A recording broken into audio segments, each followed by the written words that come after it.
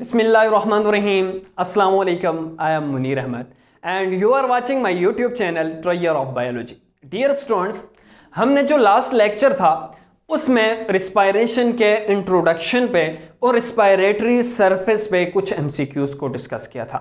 आज उसी लेक्चर को आगे कंटिन्यू करेंगे। प्रीवियस लेक्चर में हमने आई थिंक 19 MCQs को डिस्कस किया था। आज उससे आगे नेक्स्ट MCQs नंबर 20 को डिस्कस करेंगे और उनको साथ साथ एक्सप्लेन भी करेंगे ताकि आप इजीली कॉन्सेप्ट्स क्लियर कर लें, ताकि आप कम टाइम में कंसेप्चुअली क्लियरिटी की वजह से आप इजीली MCAT ईटा टेस्ट क्वालिफाई कर सकें। नेक्स्ट MCQs पे चलते हैं। MCQs नंबर 20 है the molecule of carbon dioxide and oxygen can cross living cell membrane readily provide they are. इसका यह मतलब है कि कार्बन डाइऑक्साइड और ऑक्सीजन सेल मेम्ब्रेन से, for example living cell membrane है, फॉर एग्जांपल ये सेल है, सेल की ये जो सेल मेम्ब्रेन है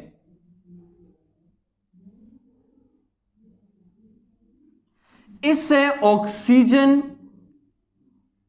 एंड कार्बन डाइऑक्साइड ने एक्सचेंज होना है।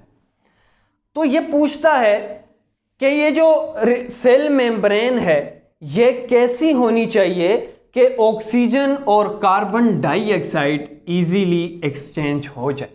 तो इसमें ऑप्शंस देखते हैं कौन कौन से ऑप्शंस हैं।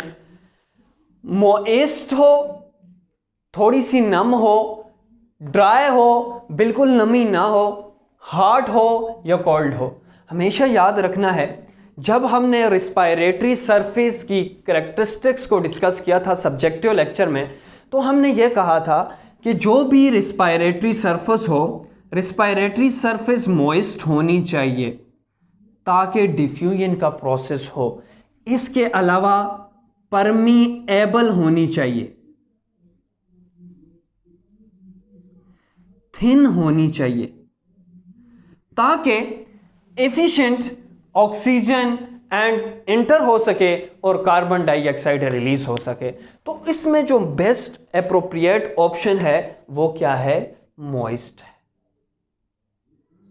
इसके बाद नेक्स्ट देखते हैं, इन यूनिसेलुलर वो ऑर्गेनिज्म जो एक सेल से मिलकर बनते हैं एंड जैसे अमीबा वगैरह है, and small aquatic animals they have no specialized respiratory system and exchange of gases is carried out directly by। कहता है कि स्मॉल ऑर्गेनिज्म या एक्वाटिक स्मॉल एनिमल्स इनमें स्पेशलाइज्ड रिस्पायरेटरी सिस्टम नहीं होता, जैसे ह्यूमन के केस में nose, pharynx, larynx, trachea, bronchi, bronchiole, alveoli. ये स्मॉल एनिमल्स एक्वाटिक एनिमल्स में नहीं पाया जाता और यूनिसेलुलर में नहीं पाया जाता।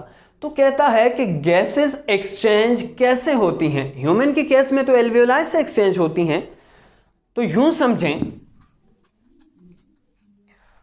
फॉर एग्जांपल ये यूनिसेलुलर है, फॉर एग्जांपल अमीबा है।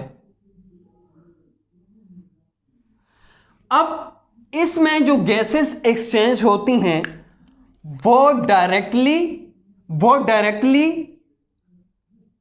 Through the process of diffusion. हमेशा याद रखना है, जब भी गैसेस एक्सचेंज होती हैं, गैसेस हमेशा हायर कंसंट्रेशन से लोअर कंसंट्रेशन की तरफ जाती हैं, और जब कोई भी मॉलिक्यूल्स हायर कंसंट्रेशन से हायर से लोअर कंसंट्रेशन की तरफ जाए, इस प्रोसेस को डिफ्यूजन का प्रोसेस कहते हैं। अब ऑप्शन 1 है एब्जॉर्प्शन, ऑप्शन 2 है ऑस्मोसिस, ऑप्शन 3 है हाइड्रोलिसिस एंड ऑप्शन डी है डिफ्यूजन। सो गैसेस जब भी एक्सचेंज होगी तो ये जिस प्रिंसिपल पे बेस करके एक्सचेंज होती हैं वो क्या है? डिफ्यूजन है। इसके बाद अगर नेक्स्ट देखें, earthworm does not have any special respiratory organ. जैसे हमारे अंदर स्पेशल रिस्पायरेटरी ऑर्गन है, लंग्स हैं, इस तरह अर्थवॉर्म में रिस्पायरेटरी स्पेशल ऑर्गन्स नहीं होते, तो उनमें गैसेस कैसे एक्सचेंज होती हैं, कौन सा ऑर्गन उनमें, कौन सा पार्ट उनमें गैसेस को एक्सचेंज करवाता है। तो याद रखना है जो अर्थवॉर्म हैं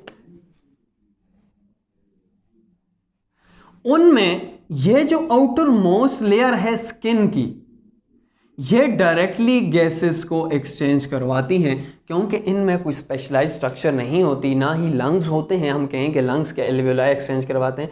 ये डायरेक्टली ऑक्सीजन को एक्सटर्नल एनवायरनमेंट से लेते हैं और कार्बन डाइऑक्साइड को बाहर रिलीज करते हैं। सो इसमें एक ऑप्शन माउथ है, सेकंड वन इज नोज है, third one C is skin है एंड डी लंग्स है। लंग्स तो होते ही नहीं है, तो इसमें जो बेस्ट आंसर है वो स्किन है। इसके बाद नेक्स्ट ऑप्शन है, नेक्स्ट एमसीक्यूज नंबर 23 को डिस्कस करते हैं। In man air inter in the nasal cavity through, ये जो हमारी ये कैविटी है नाक की, ये जो दो नथने नजर आ रहे हैं, इन कैविटीज को हम नेजल कैविटीज कहते हैं। कहता है कि नेजल कैविटी कौन से पार्ट से इंटर होकर नेजल कैविटी में एयर जाती है। अगेन रिवाइज करता हूं, in man air enter the nasal cavity through, air कैसे नेजल कैविटी में एंटर होती है, थ्रू माउथ एंटर होती है। नेजल कैविटी यूं है, माउथ इधर है, ईयर तो पॉसिबल ही नहीं है, ईयर है ही इधर। नॉस्ट्रल्स और लंग्स हैं, तो इसका बेस्ट ऑप्शन नॉस्ट्रल्स हैं, क्योंकि ये जो आपको ये स्मॉल होल्स नज़र आ रहे हैं नोज़ में, इन होल्स को नॉस्ट्रल कहते हैं, यही पार्ट है जहां से एयर एंटर होती है। सो इसका जो मोर अप्रोप्रिएट ऑप्शन है वो क्या है, नॉस्ट्रल्स है। इसके बाद एमसीक्यूज नंबर 25 है, while breathing large dust particles present in air trapped bye, जब हम सांस लेते हैं तो लार्ज डस्ट के पार्टिकल्स, ये जो धूड़ वगैरह होती है, तो कौन सा पार्ट उनको रोक के रखता है, उनमें रेजिस्ट करता है ताकि इंटर ना हो और इस लंग्स तक ना पहुंचे, एल्वियोलाई तक ना पहुंचे। तो याद रखना है जब एयर इंटर होगी, एयर के अंदर अगर पॉल्यूटेंट्स हैं, डस्ट पार्टिकल्स हैं, तो एयर में ये जो नोज है, नॉस्ट्रल्स हैं, नॉस्ट्रल में हमारे हेयर्स पाए जाते हैं। इन हेयर्स का काम क्या है, डस्ट पार्टिकल्स को रोकना है। सो इसमें जो बेस्ट ऑप्शन है वो है हेयर्स इन nostril।